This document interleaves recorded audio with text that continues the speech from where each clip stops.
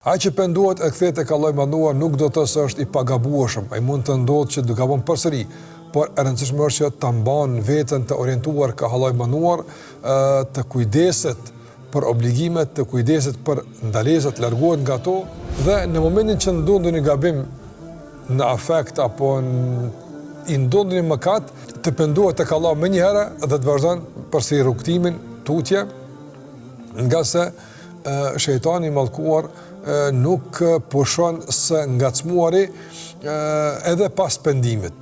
Madje pas pendimit mund të jetë edhe më i zëshëm, edhe më imponues, duke tentuar që të mbjell një lloj zhgënjimi, një lloj pesimizmi se ty Allahu s'ta fal, ti s'ki mundësi me dal, ti prap ki me ran gjuna.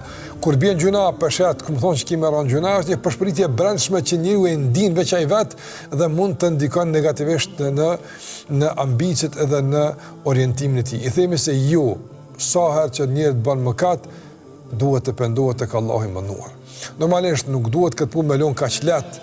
Hajt ti bën gjuna e pendohesh tek Allahu i Madhuar, ju, nga kushti e pendimit është keqardhja dhe vendosmëria se nuk kthehet më. Ti e vendos.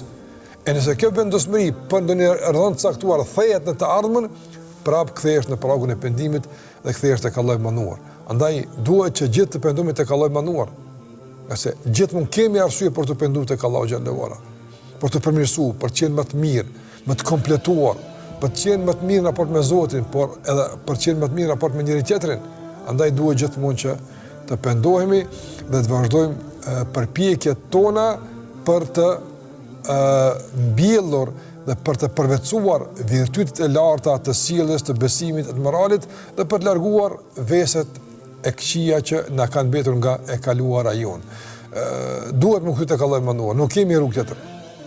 Ose do kthehemi me dëshirë dhe faqebardh, ose do kthehemi ndryshe fatkeqësisht pas vdekjes, por atëherë do të jetë vonë çdo përpjekje, ndoshta për ta përmirësuar dhe për ta rregulluar gjendjen tonë.